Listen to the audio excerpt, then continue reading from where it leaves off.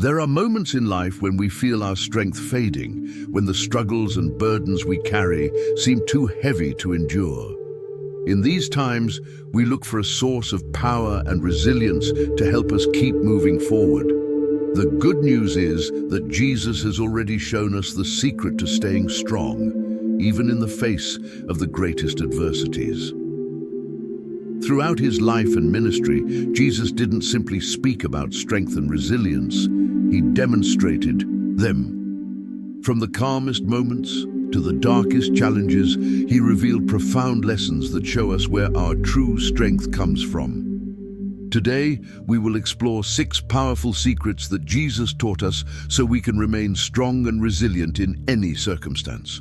Each one is rooted in his own experiences and teachings, guiding us to overcome through faith, trust, and obedience to God. The first secret is to trust in God at all times. From the very beginning of his ministry, Jesus showed that true strength flows from complete trust in God, especially during the hardest moments. One powerful example is when he was led by the Spirit into the wilderness to be tempted by the devil. In Matthew 4:1, we read that after fasting for 40 days and 40 nights, Jesus became hungry, just as any human would. In this moment of vulnerability, the devil tried to exploit his physical weakness, urging him to turn stones into bread. But Jesus responded with clarity and authority. It is written, "Man shall not live on bread alone, but on every word that comes from the mouth of God." Matthew 4:4. This response was not just a teaching, it was a practical demonstration. Jesus showed us that trust in God must be greater than any physical or material need. Even when facing hunger, one of the most basic human necessities, he did not rely on what was visible. His confidence remained anchored in God's word.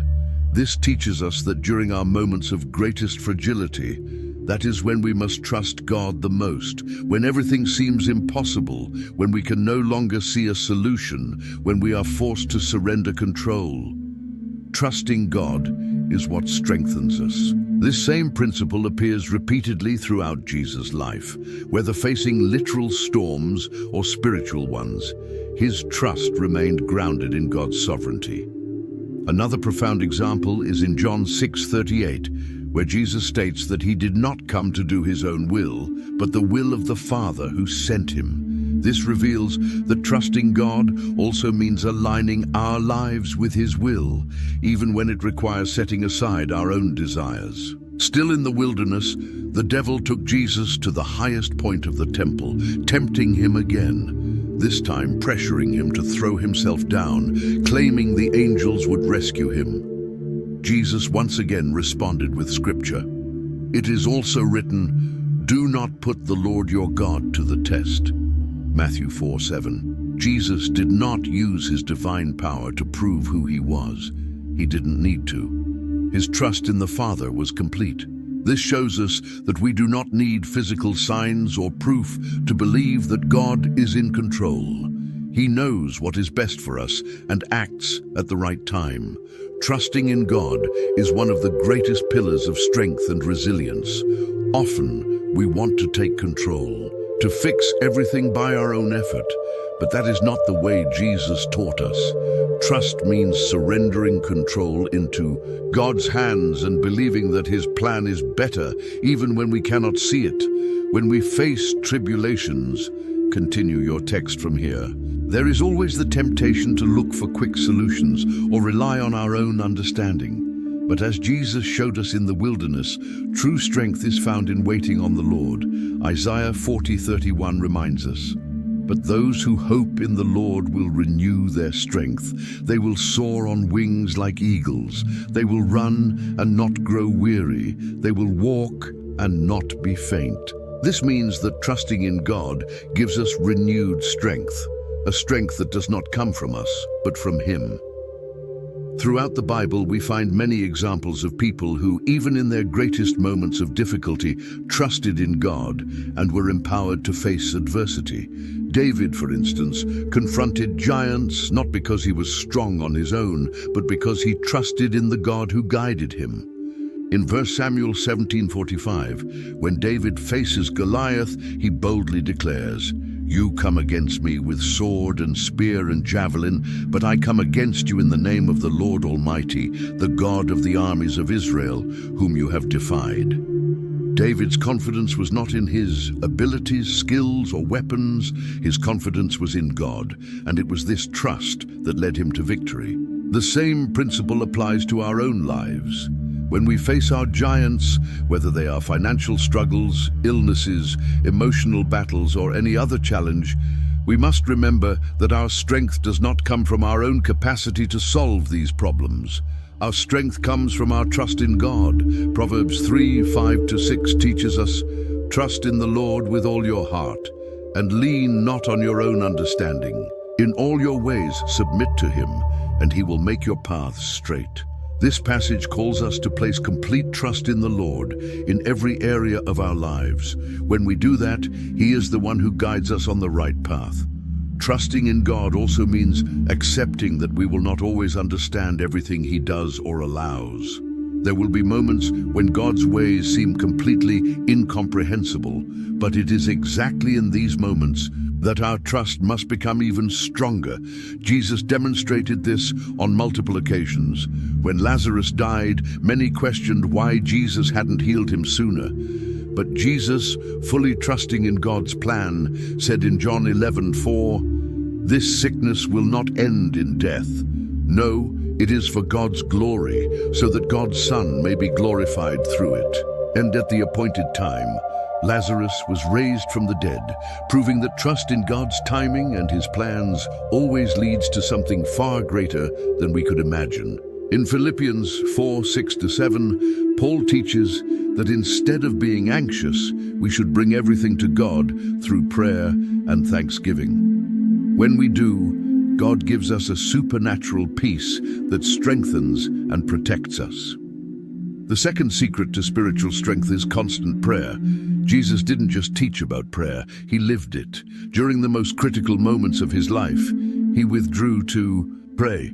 In the Garden of Gethsemane, overwhelmed with sorrow, Jesus prayed 3 times, showing that prayer is continuous and essential, especially in times of anguish. Through prayer, he aligned his will with the Father's, demonstrating total surrender. While Jesus prayed, the disciples fell asleep, revealing how easily weakness takes over when we neglect prayer. But Jesus, strengthened through prayer, was prepared for what was coming. Another example is when Jesus spent the entire night in prayer before choosing the 12 disciples. His actions show that prayer is the foundation of spiritual clarity, strength, and resilience. Jesus showed that even in major life decisions, he relied completely on the Father's guidance through prayer. Prayer wasn't reserved for moments of crisis, it was a continuous lifestyle. Paul reinforces this in 1 Thessalonians 5:17, urging us to pray without ceasing, meaning we stay in constant communication with God throughout our daily lives. Jesus often withdrew to solitary places to pray, demonstrating that prayer renews, strengthens, and gives clarity. He prayed before important decisions, such as choosing his 12 disciples, teaching us to seek God's direction rather than relying on our own understanding. His disciples recognized the power of his prayer life and asked him to teach them, leading to the Lord's Prayer, a model that includes worship, surrender, provision, forgiveness, and protection. Jesus also taught persistent prayer through the parable of the unjust judge, showing that God hears and responds to those who cry out to him continually. Prayer, therefore, is not a ritual, but a relationship that gives strength, resilience, and connection to God. The third secret Jesus taught is serving others. Through acts like washing his disciples' feet, he showed that true greatness comes from humility and service. Serving shifts our focus from ourselves, strengthens us spiritually, and teaches compassion. Jesus came not to be served but to serve, and his life reflected sacrificial love. Serving others also builds resilience and humility. Paul reminds us not to grow weary in doing good, for God will reward those who remain faithful. Jesus demonstrated this through miracles like feeding the 5,000, proving that God multiplies what we offer in service. Doing good without expecting anything in return is true resilience. It frees us from the need for approval and teaches us to focus on pleasing God alone. Jesus shows in Matthew 25:35-40 that serving others, feeding the hungry, giving water to the thirsty, welcoming strangers, is a direct way of serving Him. Service shapes our character, strengthens our spirit, and aligns us with God's purpose. Doing good without expecting anything in return is true resilience. It frees us from the need for approval and teaches us to focus on pleasing God alone.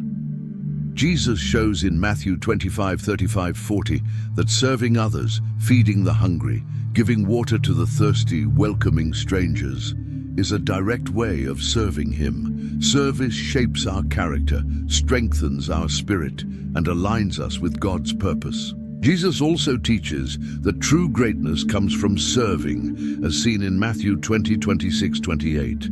When we help others, we plant seeds that God will reward in His time, as Hebrews 6:10 promises. Serving brings spiritual growth, purpose, and inner strength. The fourth secret is having faith during difficult times.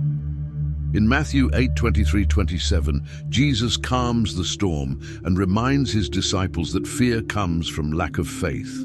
Faith keeps us grounded even when circumstances seem overwhelming. The woman with the issue of blood, Mark 5:25-34, shows that faith connects us directly to God's power. Jesus also teaches that even small faith, like a mustard seed, Matthew 17:20, can move mountains when placed in God. Faith brings peace, as Jesus said in John 14:27, and gives us confidence to endure trials. The persistence of the Canaanite woman, Matthew 15:28, and Martha's belief when Jesus raised Lazarus, John 11:25-26, show how faith unlocks divine intervention. The woman with the issue of blood, Mark 5:25-34, shows that faith connects us directly to God's power. Jesus also teaches that even small faith, like a mustard seed, Matthew 17:20, can move mountains when placed in God. Faith brings peace, as Jesus said in John 14:27, and gives us confidence to endure trials. The persistence of the Canaanite woman, Matthew 15:28, and Martha's belief when Jesus raised Lazarus, John 11:25-26, show how faith unlocks divine intervention. Ultimately, faith is the foundation of resilience. It sustains us in life's storms, gives us hope for the future, and assures us that God is always in control. Here is a clear and concise English summary that preserves the main ideas. This passage explains the unique nature of twin flame connections. It highlights how each twin flame's journey is individual, yet deeply intertwined on a soul level. The support, alignment, and shared mission between twin flames go far beyond physical circumstances. Their union is no